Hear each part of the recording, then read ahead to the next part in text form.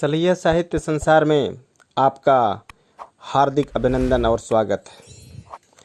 कन्हैयालाल मिश्र प्रभाकर के ललित निबंध जमालो दूर खड़ी से आज की शुरुआत करते हैं। संसार ने उस दिन सभ्यता की ओर एक बड़ा पग उठाया जिस दिन उसे आग जलाने की विधा का पता लगा। आग न जलती तो चूल्हा न होता, चूल्हा न होता तो भाप न बनती, भाप न होती तो इंजन न बनता, और इंजन न बनता तो मशीन न बन पाती, मशीनें न बन पाती तो बिजली का आविष्कार न होता, और बिजली का आविष्कार न होता तो संसार हमें आज जैसा दिखाई देता है वैसा दिखाई न देता। इस सत्य की छाया में हम कहना चाहें तो कह सकते हैं कि आग हमारी सभ्यता की माँ है, और हमारे देश में ही नहीं संसार में माँ पवित्रता का सर्वोत्तम प्रतीक है। ठीक है, यह आग जलाने की बात है और मुझे कहनी है आग लगाने की बात। पर यह भी तो ठीक है कि बीज हो तो पेड़ उगे, आग न जलती तो वह लगती कैसे। कह तो रहा हूं आपसे कि आग जली, चूल्हे बने, चूल्हे बने और परिवार आए, और परिवार आए कि समाज बना, बस समाज बना कि कलाओं ने जन्म लिया। और भाई साहब, इन्हीं कलाओं में से एक है आग लगाना। अरे यह क्या, आप नाक भौंसी कोड़ रहे हैं? अच्छा, मैंने जो आग लगाने की कलाओं में सम्मिलित कर लिया तो आप गरमा गए, पर यह है क्षेत्र विवेचना का, और आरंभ में समझ लीजिए कि विवेचना इस गर्मी से पिघल नहीं सकती। मैं फिर से कहता हूं कि हाँ, निश्चय ही आपको चिढ़ाने के लिए नहीं, सत्य की घोषणा को बल देने के लिए आग लगाना भी एक कला है, अत्यंत पवित्र कला। यह लीजिए, आप फिर भड़कने को हो रहे हैं कि मैं आग लगाने को कला ही नहीं बहुत पवित्र कला कह रहा हूं। मालूम होता है कि आप यूं न मानेंगे और मुझे आपको प्राचीन साहित्य में उतारना पड़ेगा।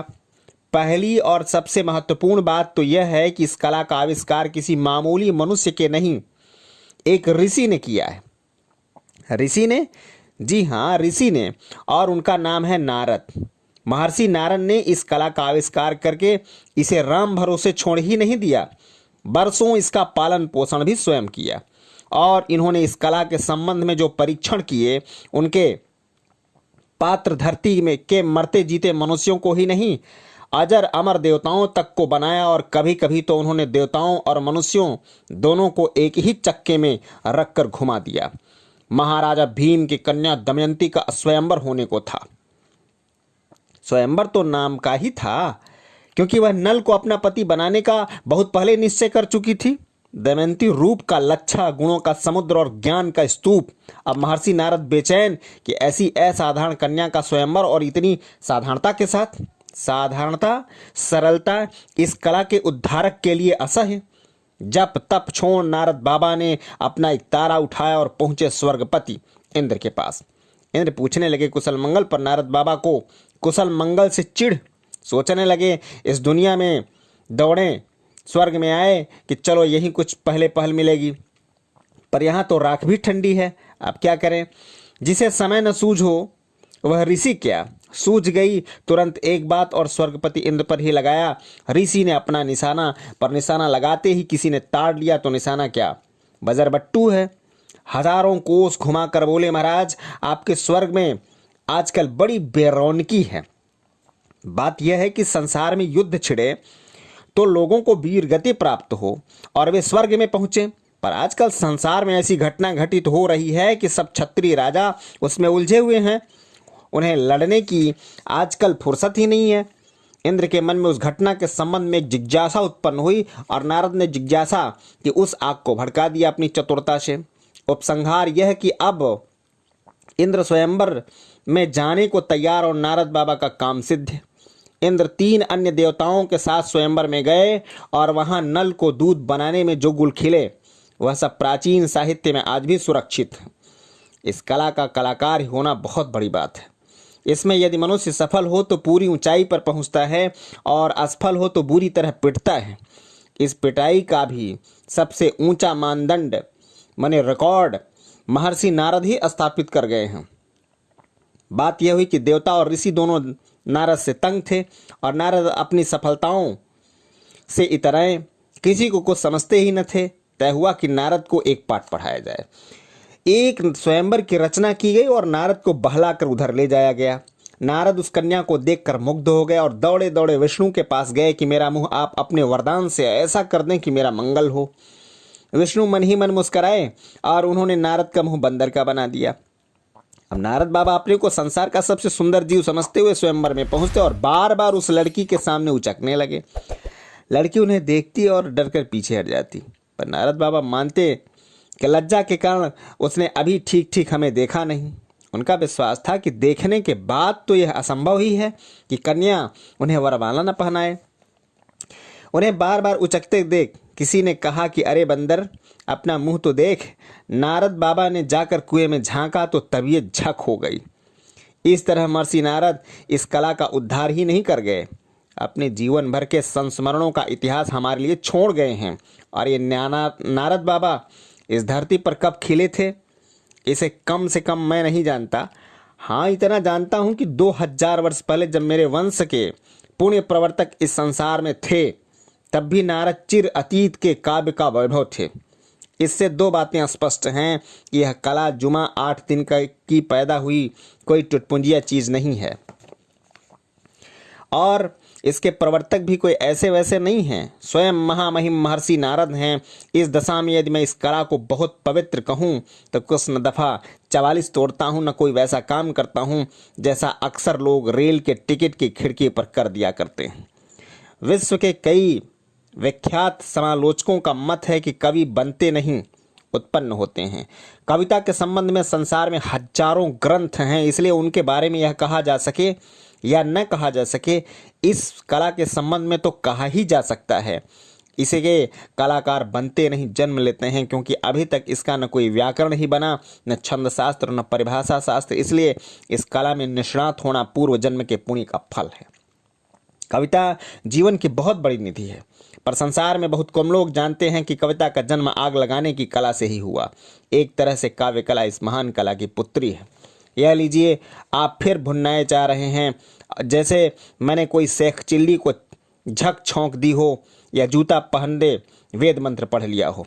अरे साहब, मैं पढ़ा लिखा आदमी हूँ और पढ़े लिखों से ही बात कर रहा हूँ।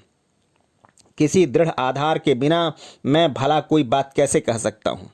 देखिए, आदि कवि हैं वाल्मीकि और यशस्वी हुए रामचरित्र लिखकर, पर यह सब तो सोचिए कि मैं राम को इस लायक किसने बनाया कि कोई कवि उनका चरित्र लिखे।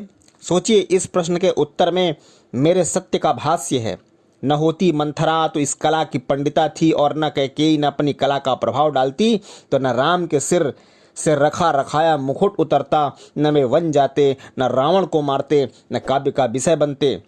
अब आया आपकी समझ में कि कैसे यह कला काव्य कला की जननी है। इस कला की एक विशेषता यह है कि इसकी सफलता भूमिका माई के प्रसाद की तरह है कि जिसे मिल गया मिल गया, जिसे न मिला नहीं ही मिला। 1000 सिर पटका, लाख नृत्य की, नहीं मिला तो नहीं मिला। जीवन का चमत्कार देखिए कि मामूली नौकरानी मंथरा इस कला में पारंगत हो गई और ज्ञानी अनुभव वृद्ध महाराजा धीराज दशरथ इसकी 12 खड़ी न पढ़ पाए। जी, क्या पूछ रहे हैं? आपकी यह कला आर्ष यानी ऋषि प्रणीत है, पवित्र है, तो इसे संसार के लोग हल्की दृष्टि से क्यों देखते हैं?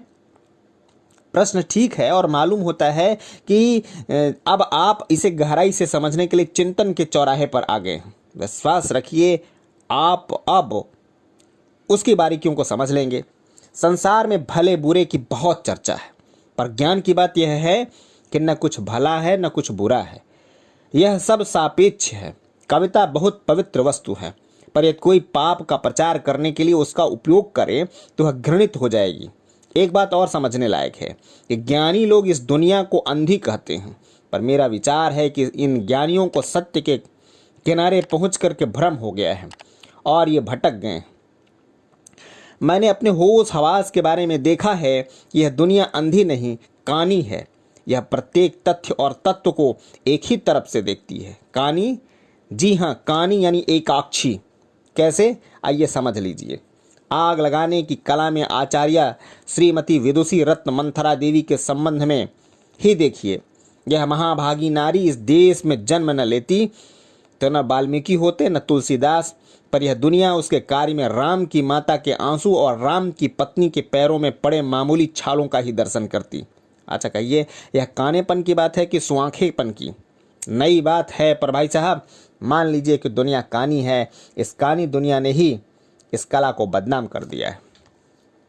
क्या अब भी आप इस कला के सामने सिर न झुकाएंगे?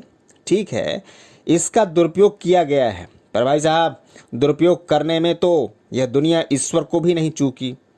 मेरे एक मित्र हैं, वह रेल में यदि भीड़ हो तो इस कला का उपयोग करते हैं और लोगों को बहस में उलझाकर जगह ले लेते हैं। संस्कृत के विश्वविख्यात ग्रंथ पंचतंत्र में एक भंगी की कथा है। उसका एक राजमंत्री ने जब अपमान कर दिया तो उसने इस कला का एक अद्भुत उपयोग किया। राजा और मंत्री की मैत्री को पल भर में छिन्न भिन्न कर दिया। इस कला में ऐसे चमत्कारों की अनंत कथाओं से हमारा साहित्य भरा पड़ा है। यह तो हृदयों में आग लगाने की बात है। आप इसे भूस में आग लगाने की कला क्यों कहते हैं? खूब प्रश्न है आपका। सचमुच अब तो आप इस कला की गहराइयों में उतर रहे हैं। जी, बात यह है कि भूस एक मुलायम चीज़ है और उसके ढेर में यदि एक तरफ आप जरा सी चिंगारी रख दें तो क्षण भर में वह ढेर में फैल जाती है।